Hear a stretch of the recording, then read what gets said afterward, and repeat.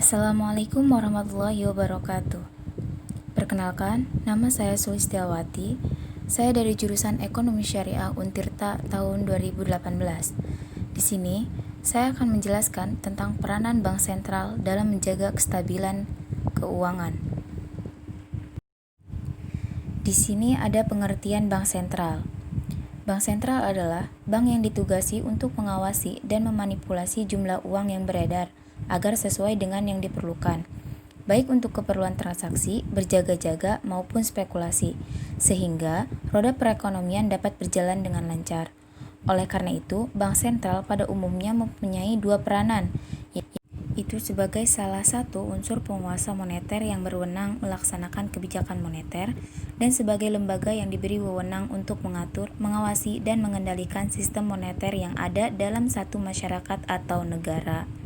Menurut penjelasan Pasal 4 Ayat 1 Undang-Undang Nomor 3 Tahun 2004 tentang perubahan atas Undang-Undang Nomor 23 Tahun 1999 tentang Bank Indonesia menyatakan bank sentral adalah lembaga negara yang mempunyai wewenang untuk mengeluarkan alat pembayaran yang sah dari suatu negara, merumuskan dan melaksanakan kebijakan moneter, mengatur dan menjaga kelancaran sistem pembayaran, mengatur dan mengawasi perbankan, serta menjalankan fungsi sebagai leader of the last resort.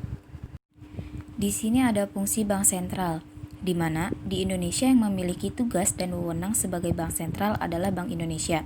Sejarah perkembangan Bank Indonesia sebagai bank sentral dimulai setelah zaman kemerdekaan Republik Indonesia, yakni pada tahun 1946.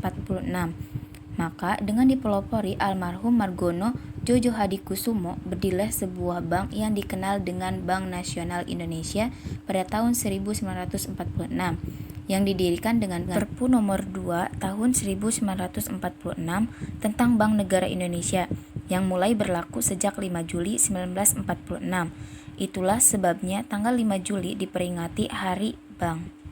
Fungsi Bank Negara Indonesia 1946 sebagai bank sentral terlihat dalam Perpu Nomor 2 Tahun 1946 tersebut, yang antara lain: 1. Bank Negara Indonesia adalah bank pemerintah untuk mengatur pengeluaran dan peredaran uang kertas, dan bank sebagai alat tukar serta memperbaiki peredaran alat pembayaran.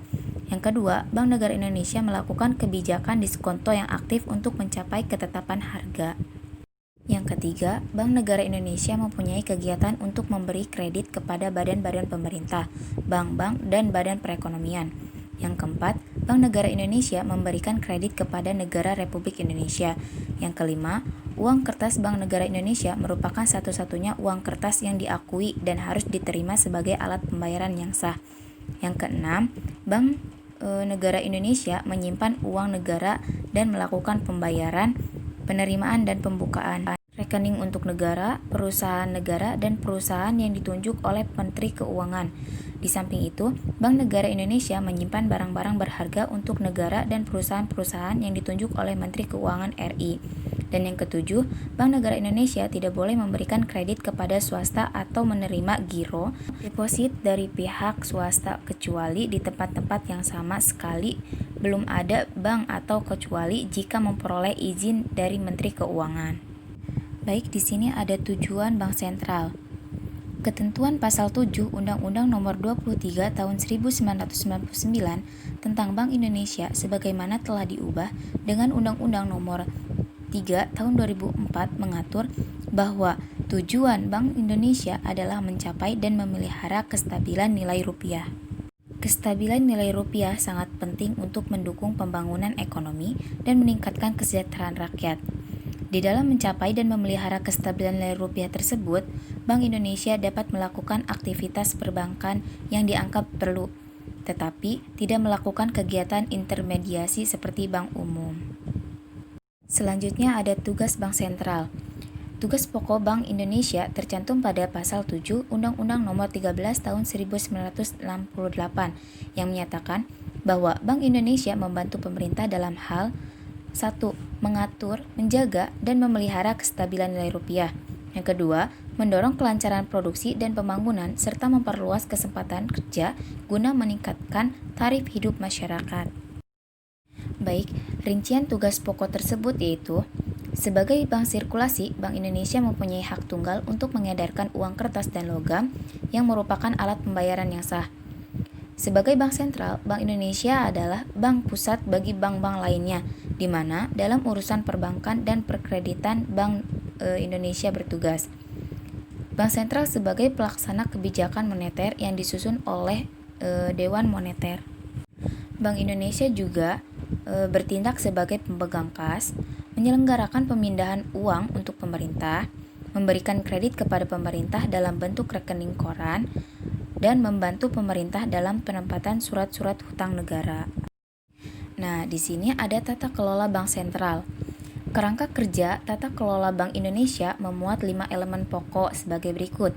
Yang pertama, prinsip tata kelola Bank Indonesia, yakni prinsip-prinsip yang melandasi penerapan dan penegakan tata kelola Bank Indonesia.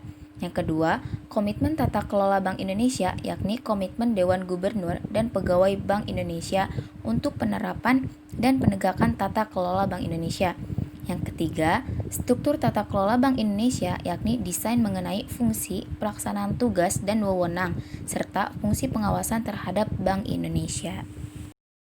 Yang keempat, proses tata kelola Bank Indonesia, yakni serangkaian standar dan prosedur yang digunakan oleh anggota Dewan Gubernur dan Pegawai Bank Indonesia untuk memastikan penerapan dan penegakan tata kelola Bank Indonesia telah dilaksanakan secara terencana dan berkelanjutan.